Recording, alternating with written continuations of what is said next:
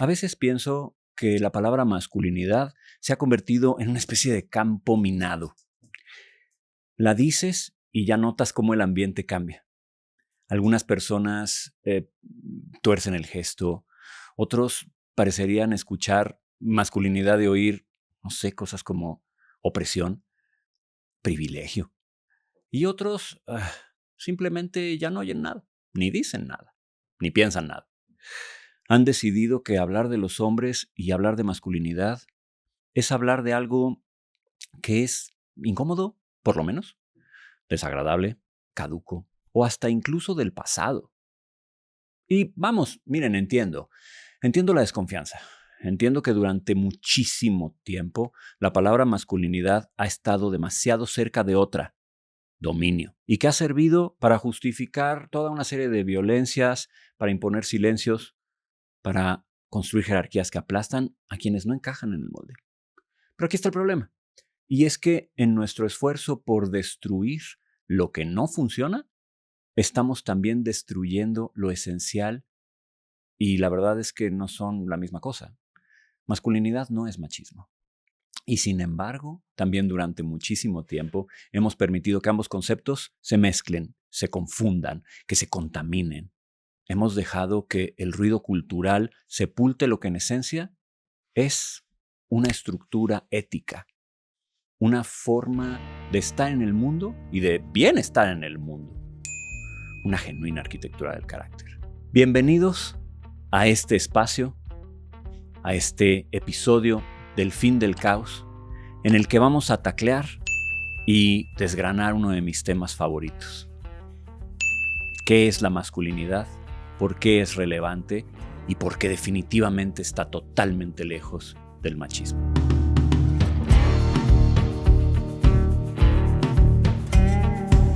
De alguna forma, hemos confundido una caricatura con el original.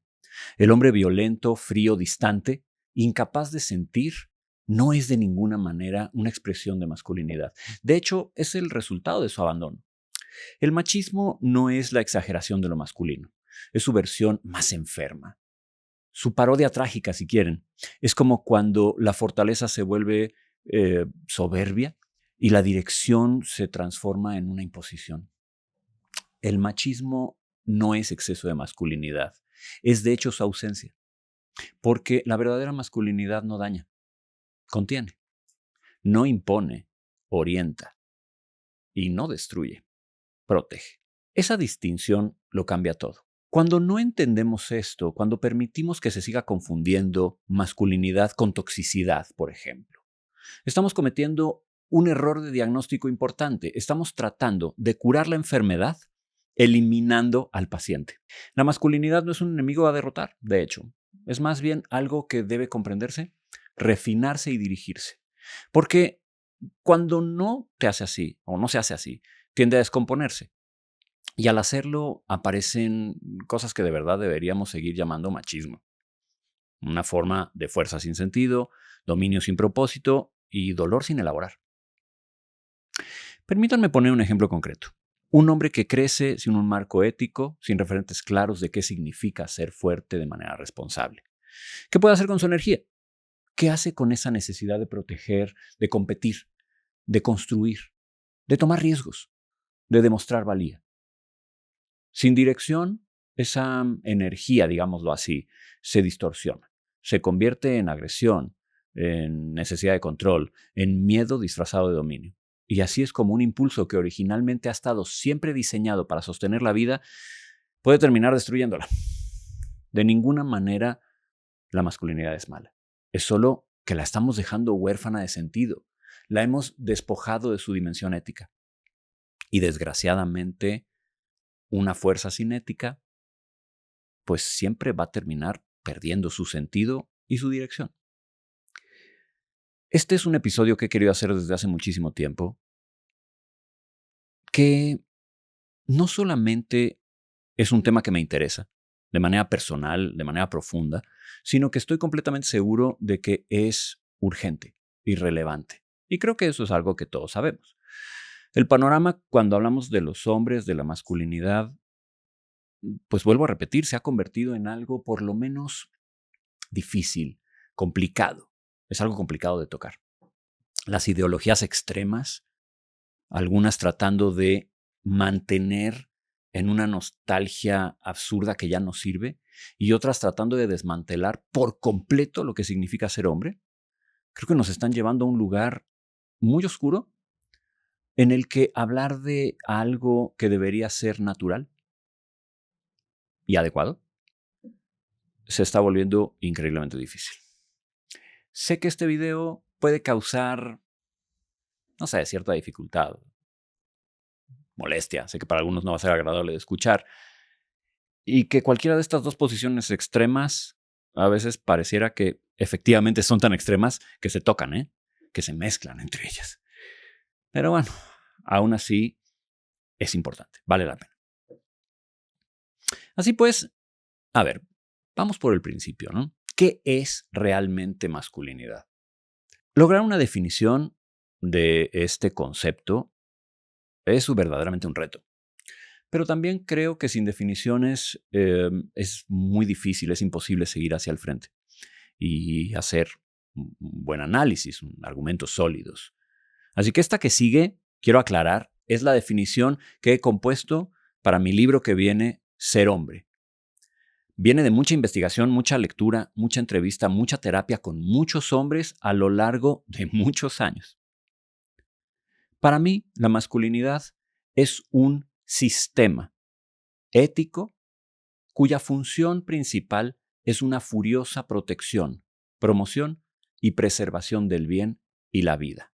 Y aquí quiero decir que uso la palabra furiosa a propósito, porque la masculinidad no es pasiva, no es dócil. La verdad es que hemos intentado convertirla en una versión blanda para no incomodar, pero es más bien fuerza bajo control. Es poder, pero que se ordena al servicio del bien. Y nunca se ha tratado, nunca, de tratar de castrar esa potencia, sino de darle sentido, de darle dirección. Si pudiéramos entender esto, también entenderíamos que el problema no ha sido la existencia, digámoslo así, del poder masculino como tal, sino su desconexión ética. El poder como potencia no es malo, su abuso es malo. Y cuando carecemos de un marco ético, es como si toda esta fuerza se llevara al mal. Entonces, vamos, masculino no es intentar dominar al mundo, es dominarse a uno mismo. Y eso es una diferencia fundamental entre fuerza y poder. La violencia surge siempre del miedo y el poder del propósito. La violencia destruye, la fuerza, el poder, protege lo que amas. Ahora bien, si la masculinidad es un sistema ético orientado a la protección de la vida y el bien, ¿qué es entonces el machismo? También voy a tratar de ser muy claro aquí, para no tener ambigüedades. Es una enfermedad de la mente, es una corrupción. Punto. Es de verdad una corrupción de la masculinidad en una versión narcisista. El machismo aprovecha, digamos, tu legítima necesidad de ser reconocido, de pertenecer, de valer, y la pervierte. Captura el amor y lo convierte en posesión. Captura la asertividad y la transforma en sadismo. Transforma el deseo y lo deforma en dominio. Y lo más terrible es que este machismo casi siempre se gesta en la infancia. Hace falta destruir a un niño inocente para construir a un macho. Grábense eso en la cabeza. En ese momento vulnerable en el que un niño necesita ser visto, sostenido, amado por quienes lo rodean, recibe humillación y vergüenza. Un mensaje constante de que no es suficiente como es. Que sus emociones, su debilidad, su vulnerabilidad, sus temores, sus lágrimas, no son dignas de un hombre. ¿Qué hace, pues, este niño? La única opción que le queda es identificarse con el agresor. Aprende que la única forma de dejar de ser víctima es convertirse en victimario, que la única manera de ser respetado por este sistema es unirse al grupo, que la única forma de integrarse en ese grupo es entender que cualquier manera de vulnerabilidad, cualquier forma de vulnerabilidad es debilidad. Y así es como nace un macho, muy a grandes rasgos, desde luego, no de la biología, no de la testosterona, mucho menos, sino de este trauma no elaborado que se convierte en identidad, de un dolor que nunca fue procesado. y que ahora se proyecta hacia afuera, a los otros. El machista es fundamentalmente un hombre roto, que no ha aprendido a sanar, que construyó su identidad sobre cimientos frágiles, una grandiosidad impostada, terror a la humillación. Y por eso cada encuentro humano lo percibe como una amenaza. No puede tolerar la diferencia porque ésta revela sus propios defectos. Y también por eso no acepta la igualdad, porque le arrebata el dominio. Y esto es lo que casi nadie entiende, que el machismo no es ni fuerza ni poder, es debilidad disfrazada. No es al hombre fuerte al que deberíamos de tenerle miedo, sino al débil. No al que ha cultivado el dominio de sí mismo. No al educado, sino al que se sabe frágil y no lo puede tolerar. El verdaderamente peligroso es el hombre asustado, humillado, temeroso de su propia vulnerabilidad, porque él es quien necesita compensar esa inseguridad a través del ataque. Un hombre fuerte puede decir, tienes razón, lo siento, sin sentir que pierde autoridad. Puede celebrar los logros ajenos sin sentirse amenazado. Puede respetar, amar y admirar a una mujer competente, fuerte, digna, sin que su masculinidad se tambalee. Es mentira, absolutamente mentira, esto de que a los hombres no nos gustan las mujeres fuertes. Lo he dicho y lo volveré a repetir tantas veces como sea necesario. Los hombres fuertes prosperamos en la igualdad, al lado y en la admiración, sabiéndonos queridos por una persona fuerte que nos quiere porque elige hacerlo de esa forma, no porque tiene que. Un macho no puede hacer nada de eso, porque su identidad completa depende siempre de estar encima, de no cometer un error, de no mostrarse en una posición débil. Eso es una prisión, para él y para los demás. Por otro lado, hoy vivimos en una cultura que celebra la sensibilidad. A ver, y eso está muy bien. Pero pareciera que esta cultura también teme a la fuerza, que sospecha del poder. Y al hacerlo ha generado lo que parece ser una generación de hombres que ya no saben quiénes son o que tienen miedo de admitir lo que podrían ser. Demasiado culpables para sentirse orgullosos de sí mismos, demasiado confundidos para sentirse útiles. Y esto también es peligroso, porque el vacío de propósito es un terreno increíblemente fértil para la frustración. Y muchas veces la frustración, cuando no se elabora, termina en resentimiento. Y si el resentimiento no se confronta, se convierte en rabia. Y la rabia sin dirección siempre va a encontrar un blanco equivocado a atacar. Así que no necesitamos hombres menos fuertes, necesitamos hombres más responsables. Hombres que entiendan que su fuerza y su poder no se mide en relación a quien vencen, sino en relación a lo que son capaces de sostener. Amigos, el mundo no necesita hombres domesticados. Necesita hombres buenos. No necesita hombres blandos, sino templados.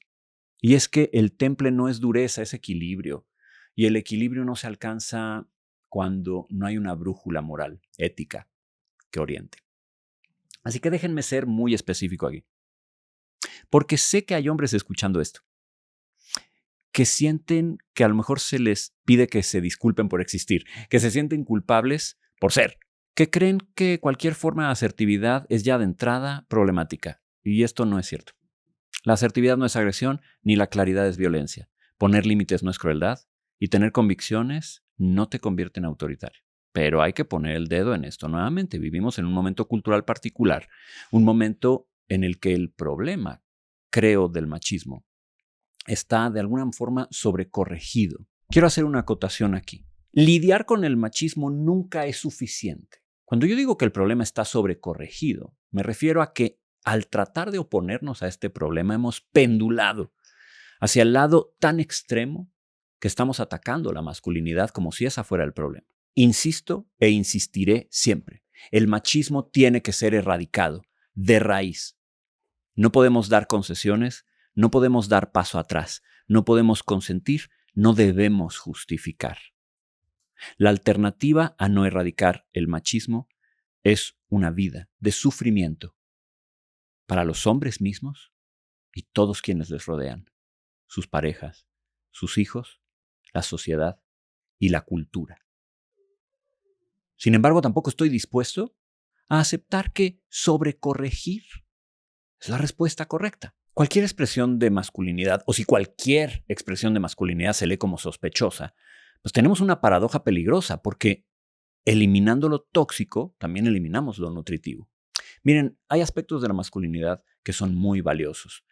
La capacidad de sostener la presión sin desmoronarse, la voluntad de sacrificarse por algo más grande que uno mismo, el compromiso con dar la palabra, vamos, tu palabra de honor, la responsabilidad de proveer, no porque los otros no puedan o no quieran, sino porque es una forma de amarles. La cuestión es esta. Verán, tengo mucho tiempo preguntándole a mujeres, a hombres, a niños, a adolescentes, jóvenes, si les agrada la idea de que un hombre sea protector, si les atrae, si les hace bien. Y muchísimos de ellos me han contestado que por supuesto que sí, que les encantaría, que les gustaría que su pareja, su padre, su hermano, su amigo, sea protector. Pero siempre acotan, proteger de verdad. No eso que de pronto hacen, que creen que es proteger, y puede ser más bien asustar y controlar. Para la masculinidad es importante proteger, ¿cierto? Definitorio si quieren. Y a los hombres nos gusta hacerlo y ser reconocidos por ello, ¿por qué no? Pero también creo que al resto de la gente le gusta que lo intentemos y lo logremos. Solo que creo que también tendríamos que, para seguir en esta plática, entender qué significa eso de proteger y a dónde va.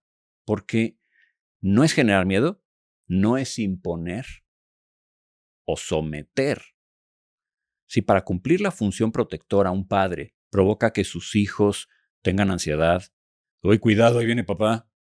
O si una esposa tiene ansiedad constante, anticipando con malestar, fastidio, angustia su llegada, sus reacciones impulsivas exageradas, sus berrinches, o en el peor de los casos, explosiones, imposiciones.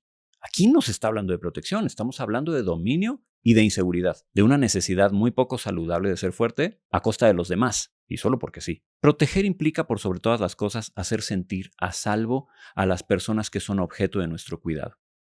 Significa hacer realidad toda una serie de condiciones, de espacios y relaciones en las que todos podemos mostrarnos tal como somos, vulnerables, auténticos y sin miedo.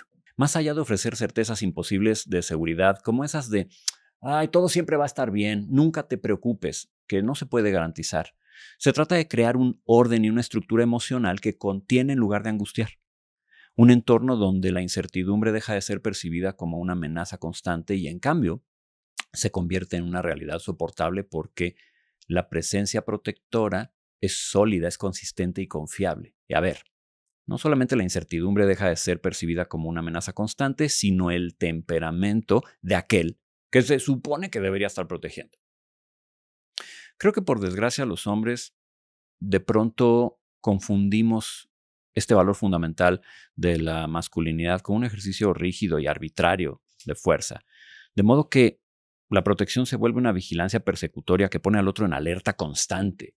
Amigos, si nuestra pareja teme nuestras reacciones, si nuestros hijos temen condicionados por la incertidumbre de cómo vamos a responder a sus errores o ante sus emociones, o si quienes están bajo nuestro cuidado sienten ansiedad de decepcionarnos, no estamos protegiendo en absoluto, estamos dominando y anulando la posibilidad de una auténtica cercanía emocional. Y eso es una desgracia.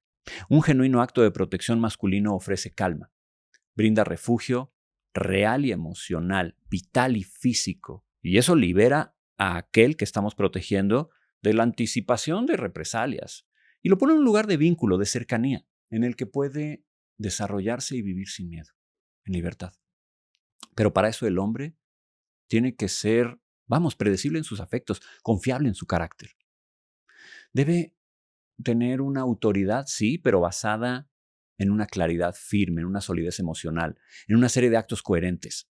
Al final, recuerden siempre esto, la confianza es la piedra angular de toda verdadera protección.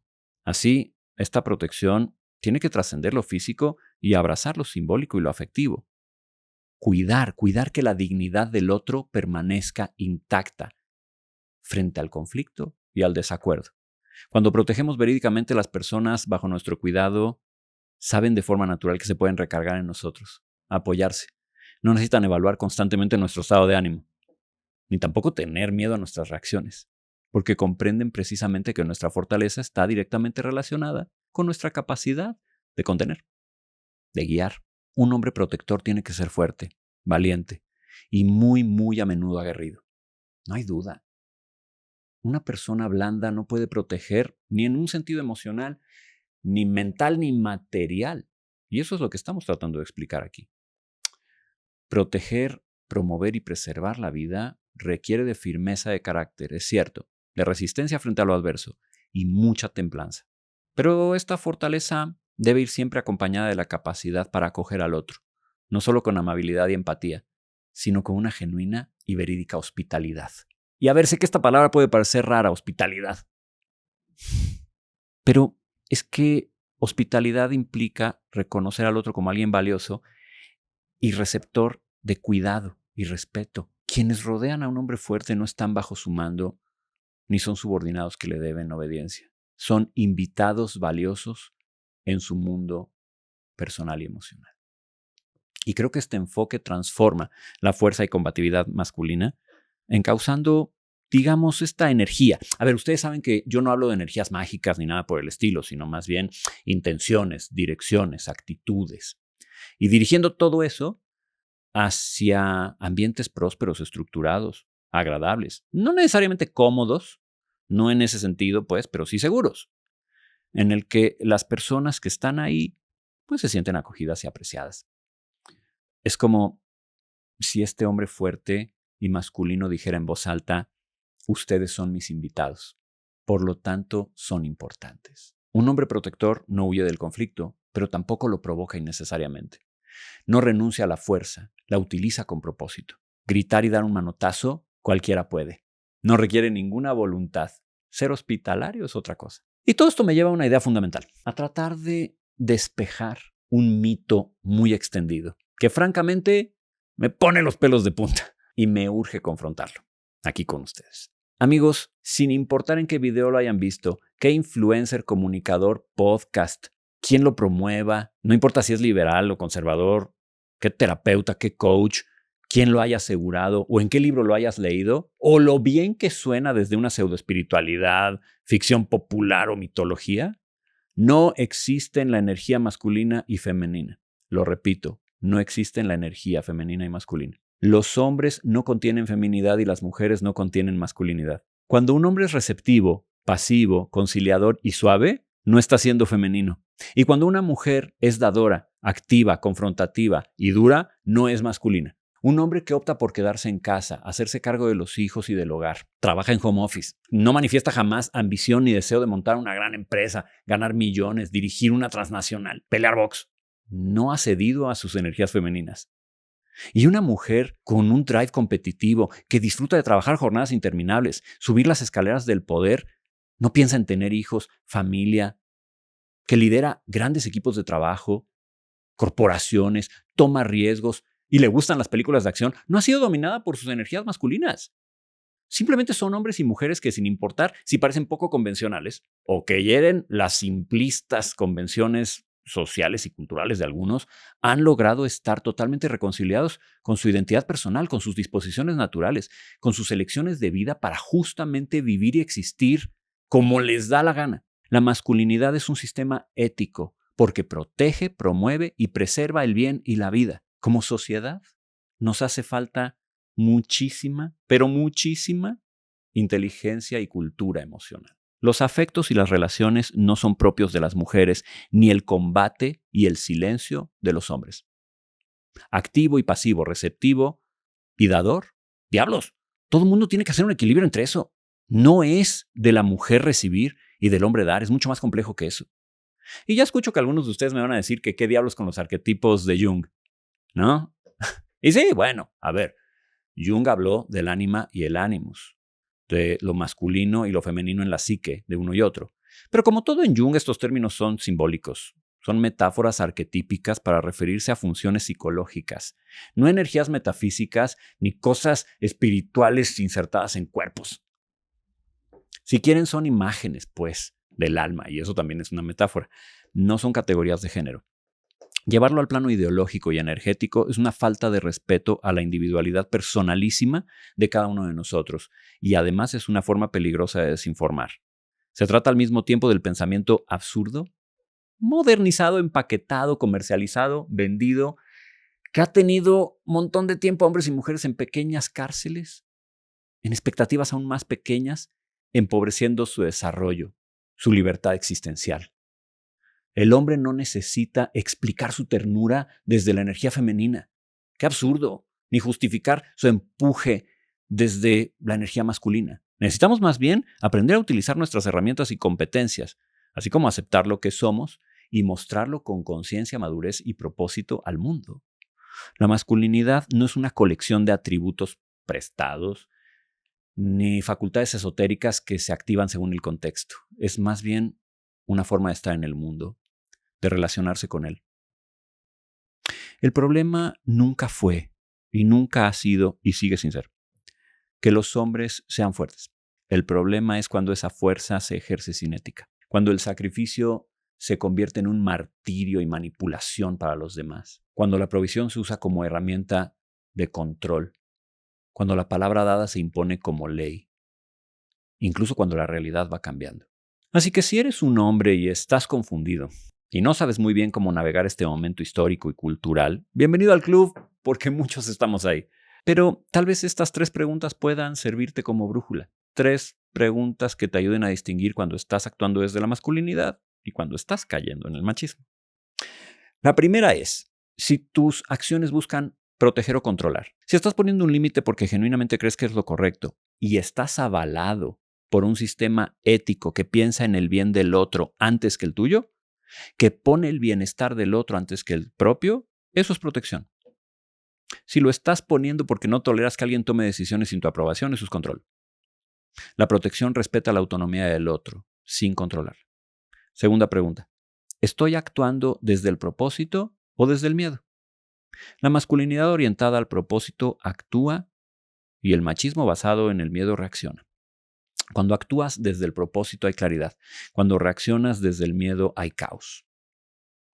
Pregúntate, ¿esto que estoy haciendo me acerca a quien quiero ser? ¿O más bien está calmando mi ansiedad? ¿Esto que estoy haciendo me acerca a ser una buena persona? ¿O me protege del terror de no ser suficientemente hombre? Tercera pregunta. ¿Puedo explicar mi posición sin necesidad de imponerla? A ver, si tu único argumento es porque lo digo yo, en realidad no tienes argumento. Lo que tienes es autoritarismo. Un hombre con autoridad puede explicar su postura, dialogar sobre ella, mantenerla firme, incluso si no convence a todos.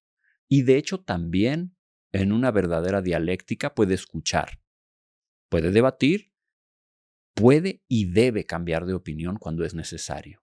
Un hombre inseguro más bien necesita que todo el mundo esté de acuerdo con él para sentirse validado. Y eso es una gran diferencia. Hay algo que muchas veces no se dice porque puede ser política o ideológicamente complicado. Y es que, en mi opinión, no todos los problemas de los hombres son culpa del machismo, ni tampoco todas las soluciones definitivamente tendrían que pasar por eliminar la masculinidad o por llamarle tóxica, masculinidad tóxica, como si fuera un veneno ser masculino. A veces el problema yo creo que es una ausencia de masculinidad bien entendida. Es una falta de padres presentes, es la carencia de mentores, es el vacío de rituales que antes marcaban la transición clara de niño a hombre, es la ausencia de espacios donde los hombres podemos ser sin ser juzgados como débiles. Y aquí hay una paradoja interesantísima. Estos espacios no se encuentran en los movimientos que supuestamente apoyan todo esto. Porque, a ver, vamos a decirlo como es. Cuando un hombre dice, tengo miedo, se le dice, no seas débil. Si dice, no sé cómo ser fuerte, se le pide que renuncie a esa fuerza. Se le dice que está mal tener fuerza. Si dice, quiero cuidar de mi familia económicamente, se le dice, eso es patriarcado. ¿A dónde tendría que ir este hombre? ¿A dónde acude? Desgraciadamente muchas veces termina en los lugares equivocados, en comunidades virtuales o físicas que le prometen claridad, pero más bien le venden resentimiento. Discursos que le dicen que su dolor es válido, sí, pero que la solución es culpar a otros. En ideologías que pueden estarle dando identidad, pero una que está construida sobre la rabia. Y eso no es lo que necesitamos. Lo que necesitamos ahorita son espacios donde los hombres puedan explorar su masculinidad de manera honesta, sin que eso implique rechazar la igualdad. sin que eso signifique menospreciar a las mujeres y sin que eso requiera convertirse en una caricatura de lo que significa ser hombre. Pero al mismo tiempo, espacios que le permitan expresar cómo se siente, expresar cómo está, expresar su miedo, su dolor, sus dudas. Sí, que también se le critique porque se espera más de él, porque tiene que resolver. Y espacios también en donde se celebre su capacidad de competir, de tomar riesgos, de ser fuerte, encara, hacer y hacer un mundo mejor. Esto es algo que he visto en mi práctica clínica y es verdad. Y también es revelador. Cada vez más hombres jóvenes llegan a terapia diciendo algo parecido a: no sé qué se supone que debo hacer. Si soy asertivo, me dicen que soy agresivo. Si tomo decisiones, me dicen que soy controlador. Si expreso mi opinión con firmeza, soy arrogante. Si busco liderar en algún contexto, soy patriarcal. Y si no hago nada de eso, entonces me critican por debilucho, porque no resuelvo. Y lo que encuentro es que muchos de estos hombres ni son machistas ni violentos, ni desprecian a las mujeres, ni tienen un problema con ellas.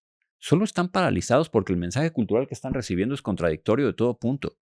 Sé fuerte, pero no demasiado. Toma iniciativa, pero no te impongas. Provee, pero no creas que eso te da ningún valor. Protege, pero no asumas que nadie necesita protección.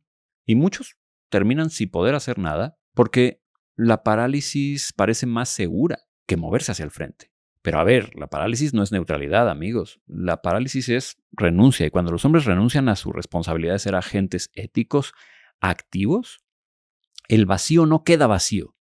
Lo llena alguien más o algo más. Y puede que no sea algo bueno. Manósfera, redpileros, incels, los estoy viendo. Miren, nos guste o no, la realidad es esta. La vida no espera a que resolvamos nuestros dilemas existenciales. Los hijos necesitan padres en este momento. Las parejas necesitan compañeros que puedan sostener la atención. Las comunidades necesitan hombres que asuman responsabilidad. Y si los hombres buenos se paralizan por miedo a equivocarse, créanme, los hombres malos no tienen ese problema. ¿Qué tenemos que hacer entonces? Actuar, amigos, actuar de una vez por todas, rescatar nuestra masculinidad, con humildad, pero con fuerza, con poder, con disposición a corregir, pero actuando. La perfección no es una opción, pero la parálisis tampoco debería de ser. Al sujeto ético se le define por cómo se comporta frente a su oponente. O dicho de otra manera, la necesidad de ser un sujeto bueno ocurre justamente porque hay un otro. Hay un otro que confronta, que necesita, que reclama, que existe, que acompaña. Y la masculinidad, créanme, es un asunto de carácter, es un asunto ético, es un asunto de cómo decidimos relacionarnos con el mundo y con todas las cosas que nos rodean. Las que amamos e incluso las que no. La masculinidad, amigos, se trata de escoger al amor y al bien todos los días. Y eso es lo que realmente importa. Eso es lo que nos define como hombres. Este asunto, después de todo, siempre ha sido, vuelvo a repetir, de carácter y ética, de construirnos a nosotros mismos. Y ese es un intento que solo termina, pues, con la muerte, pero se nutre con la vida. La masculinidad no es algo que solamente se construye una vez y ya está. No es una meta que alcanzas, no es un título que obtienes, no es un logro que enmarcas y pones en la pared. La masculinidad es un sistema y como todo sistema necesita actualizarse. Y esto se pone interesante, así que voy a tratar de explicarlo con una metáfora que pueda hacerlo un poquito más fácil de entender. Piensa en tu computadora, ¿ok? En el sistema operativo que sea que use. Puede ser Windows, puede ser macOS, puede ser Linux, no importa. Lo importante es esto. Ese sistema operativo necesita actualizaciones constantes. ¿Por qué? Bueno, porque las cosas cambian, porque aparecen nuevas amenazas, tecnologías, nuevas formas de usar el hardware. Y si el sistema no se actualiza, eventualmente se va a volver obsoleto o peor, peligroso. Y aquí es donde está lo interesante. Cuando actualizas Windows, sigue siendo Windows. Puede pasar del 7 al 10 al 11, pero la arquitectura base, la lógica fundamental, la identidad del sistema se mantiene. Lo mismo ocurre con macOS. Puede volverse más rápido, más seguro, más eficiente, pero sigue siendo macOS. Actualizar no es lo mismo que cambiar por completo el sistema, y eso es fundamental, porque si no lo entendemos como cultura y sociedad, estamos perdidos. Vivimos en una época, en un momento que constantemente está intentando convencernos de que la masculinidad necesita ser reemplazada o, en el peor de los casos, borrada, reinventada desde cero. Y eso no es actualizar el sistema, eso es destruirlo. La masculinidad está diseñada para servir al hardware. ¿Y cuál es ese hardware?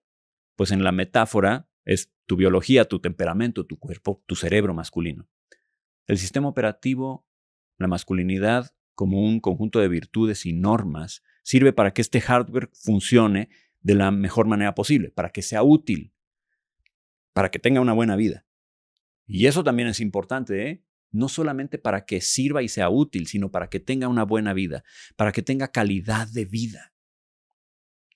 Se nos olvida, que los hombres también se merecen tener calidad de vida, que también merecen felicidad. No podemos simplemente borrar el sistema operativo porque alguien decidió que ya no le gusta cómo funciona. Si haces esto, el hardware queda inoperante. ¿Qué significa entonces actualizar masculinidad? Significa corregir errores, distorsiones, los bugs, digamos. Todas estas versiones nefastas que no le sirven a nadie ni al mismo hombre. Mejorar el desempeño, hacerlo más eficiente, ser más conscientes, más regulados emocionalmente, incorporar nuevas capacidades, aprender a comunicarnos mejor, ser vulnerables sin perder poder ni fortaleza y adaptarnos a un mundo que está cambiando. Responder a nuevas amenazas, tanto externas como internas. Aprender a lidiar con una cultura que sí es complicada, con una soledad que también nos está matando y con una falta de propósito que nos está paralizando. Y sobre todo, caray, alinear el funcionamiento al mundo actual, que sí, que cambió y qué bueno que cambió. La forma de ser hombres que funcionaba para nuestros abuelos muy probablemente no va a funcionar para nosotros, ni para la gente que nos rodea. Eso no significa que hay que tirarnos a la basura, que el hombre tiene que ser tirado a la basura. Pues no, que es irrelevante.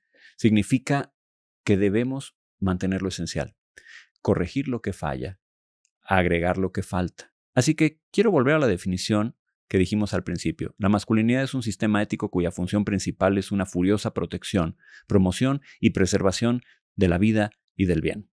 Este sistema está compuesto por virtudes, principios, normas, códigos de conducta, actitudes, estados mentales y emocionales. Y todo eso está interconectado.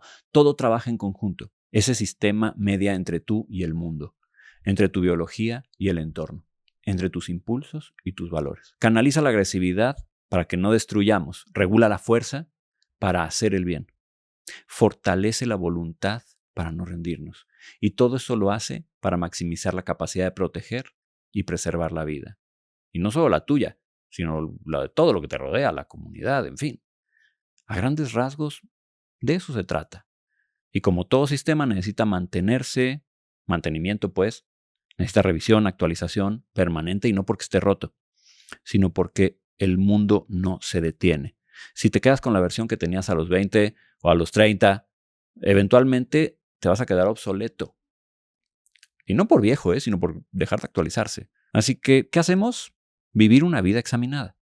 Hacernos preguntas. ¿Estoy cumpliendo mi propósito? ¿Estoy protegiendo lo que debo proteger? ¿Estoy promoviendo el bien y no solamente mis intereses? ¿Estoy preservando la vida o destruyendo lo que amo?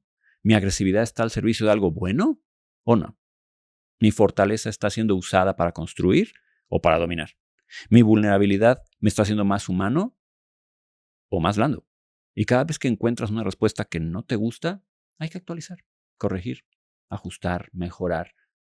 Y a ver, sí porque el mundo lo exige, pero porque es nuestro trabajo como hombres, mantener este sistema funcionando, útil, vivo. Esto no termina nunca. Ser hombre no es una conquista definitiva, es una tarea continua. Una forma de vivir que requiere ajuste, conciencia y esfuerzo. Y sí es exigente, sí es difícil, sí es incómodo, pero pues así es la vida, ¿no? Y además ahí es donde está la buena vida, ¿no? No solo en el éxito, en el reconocimiento, sino en una vida de sentido, de propósito, de dignidad. Eso es lo que significa actualizar tu masculinidad. Y además no se nos debe olvidar algo importante. Algo que casi nadie menciona. ¿Qué está pasando con la salud mental del hombre? Miren, hace poco di una conferencia frente a cientos de hombres en una labor de arriesgar su vida todos los días, policías de la Ciudad de México.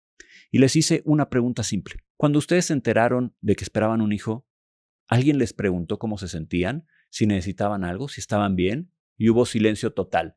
Nadie contestó que sí. Nadie les preguntó. A nadie le importó. Luego pregunté, ¿cuántos de ustedes le cuentan a sus propios hijos historias? De ustedes, de lo asustados que estaban, de los solos que se sentían, de lo difícil que fue, y solo 2 entre cientos levantaron la mano. ¿Ven el problema? Generaciones de hombres cuyas necesidades emocionales han sido ignoradas y que luego transmiten ese patrón a sus hijos. Las cifras son brutales. Los hombres se suicidan 4 veces más que las mujeres.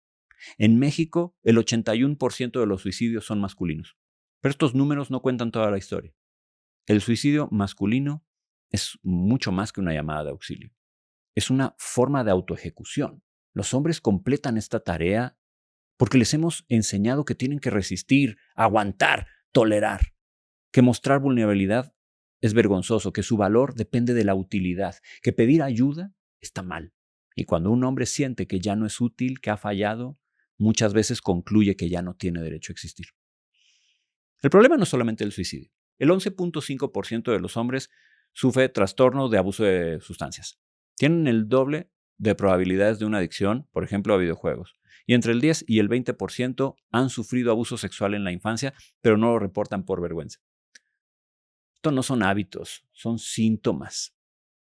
Es un dolor que no saben cómo nombrar, que no sabemos cómo nombrar.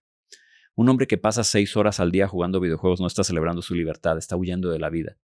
El que consume pornografía compulsivamente no está disfrutando, está medicando su soledad. ¿Qué hacemos?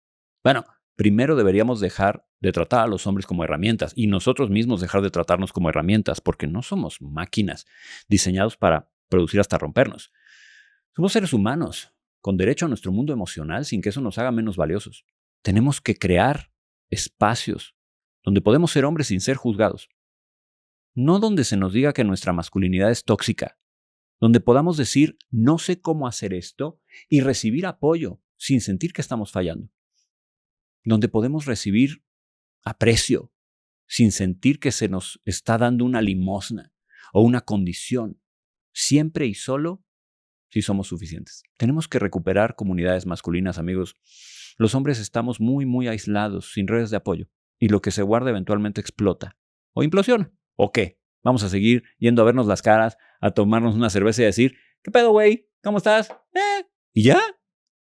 ¿O nos vamos a dar a la tarea de que la salud mental masculina no es ni un lujo ni un privilegio? Es una emergencia. Si seguimos ignorándola, si seguimos tratando el dolor del hombre como algo que él se buscó, vamos a seguir perdiendo a miles de hombres buenos que nunca han tenido oportunidad de sanar. Y escúchenme, el mundo necesita hombres buenos y sanos, no perfectos, sanos. Vivimos en una cultura que ha atomizado a los hombres, que los ha aislado, que los ha dejado sin redes de apoyo, sin espacios de hermandad, sin rituales que les permitan conectar con otros hombres de manera profunda. Y cuando un hombre está solo, cuando no tiene con quién hablar de sus dudas y sus miedos, ¿qué hace? Se lo guarda. Hay cosas que solo otro hombre entiende. Y no porque las mujeres no sean empáticas, sino porque hay experiencias que son específicas, presiones que son únicas, expectativas que solo otro hombre puede reconocer visceralmente. Creo firmemente que necesitamos recuperar eso. Que los hombres puedan verse entre sí no como competencia solamente, sino como hermanos, no como rivales, sino como aliados, no como amenaza, sino como espejos en los que podemos descubrir quiénes somos y qué podemos ser. Así que, ¿hacia dónde vamos? ¿Cuál es el futuro de la masculinidad? Miren, aunque no lo sé con certeza, sí sé lo que espero. Espero que lleguemos a un lugar en el que ser hombre no sea una acusación, en donde la masculinidad no tenga que disculparse por existir, pero tampoco se use como una excusa para hacer daño. Un lugar en donde podamos diferenciar con toda claridad qué es un hombre y qué es un macho, y que podamos entender que todo aquel que lastima, destruye, ataca, amenaza, amedrenta, violenta, no está actuando como hombre. Que deberíamos criticarlo, que deberíamos señalarlo, que deberíamos cambiar. Espero que construyamos una masculinidad que sea fuerte sin ser rígida, protectora sin ser controladora, que sea firme sin violencia, que sea vulnerable sin ser blanda. Y puede parecer utópico, puede parecer con toda claridad es coserle a muchas personas todo esto que estoy diciendo en un lado y en el otro. Sé que parece como una lista de contradicciones imposibles de sostener al mismo tiempo, pero no es así. Lo he visto, lo he trabajado, yo lo he vivido de manera personal. Y he acompañado a otros en este largo proceso. La madurez es precisamente esto, la capacidad de sostener la tensión sin resolverla de manera simplista. El machismo siempre va a querer respuestas fáciles. La masculinidad madura puede vivir con preguntas complejas. El machismo necesita enemigos. La masculinidad madura busca entendimiento. El machismo exige control. La masculinidad se contenta con la responsabilidad y esa es la invitación. Amigos, no a que renuncien a su fuerza, sino que la usen bien. No a que se disculpen por ser hombres, sino a que se conviertan en uno mejor. No a que desaparezcan, sino a que aparezcan de forma completa con su potencia y su corazón, con su claridad, pero también con su humildad, con su convicción, pero con su capacidad de escucha, de presencia, de participar. Al final, masculinidad no es ideología y tampoco un conjunto de reglas rígidas. No es una camisa de fuerza que te obliga a actuar de cierta manera para demostrar que eres suficientemente hombre. Es la cura de todo esto, de hecho. Es una forma de estar en el mundo, es una forma de relacionarte con él. Es una potencia que construye dependiendo de cómo la uses. Es una responsabilidad que suma. No es un privilegio que exigimos, ¿eh? Es un compromiso con algo más grande que tú, que yo. Y cuando lo vivimos así, algo cambia. Ya no es defender el ego, sino defender principios. No es imponer voluntad, sino ofrecer servicio. No es demostrar fuerza y poder, sino ponerla al servicio de los demás. Eso es lo que siempre debió ser y eso es lo que puede ser. Así que si eres un hombre que está escuchando esto, alguien que vive con un hombre, alguien que educa a hombres, y sientes que todo está perdido, que no sabemos cómo ser fuertes sin ser violentos, cómo estar ahí sin controlar, cómo amar sin poseer, déjame decirte algo. Necesitamos volver a construirnos. Y esa construcción duele. Requiere derribar cosas que ya no sirven, cuestionar las que dábamos por sentado y aprender a sostener la propia complejidad sin colapsar. Pero vale la pena, porque al final lo que estamos construyendo no es una imagen, es un carácter. Y el carácter es lo único que permanece cuando todo lo demás se desmorona. De esta forma, quiero lanzar aquí ahora un reto. Vamos a ordenar nuestra fuerza, vamos a darle propósito, vamos a convertirla en servicio, vamos a crear comunidad, vamos a proteger, preservar y promover el bien y la vida. Y verán cómo lo que el mundo llamaba problema se va a convertir en solución. Verán cómo lo que el mundo teme se va a convertir en lo que se necesita. Porque el mundo no necesita menos hombres, necesita mejores hombres. Y tú puedes y te mereces ser uno de ellos. Gracias por estar, por ver, por escuchar, por comentar. Este espacio es un bálsamo para mí que me llena de satisfacción porque me permite compartir y conectar con ustedes, explorar la mente y descubrir cosas. Dejen sus comentarios, siempre los leo. Sé que debería contestar muchísimo más de lo que hago, pero estoy y trataré siempre de contestar y de prestar atención. Amigos, el futuro es bueno. Vamos a pelear por él.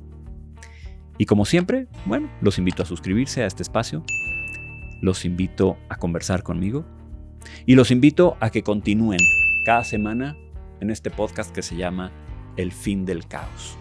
Los veo la semana que viene con otro tema que seguramente va a ser muy interesante.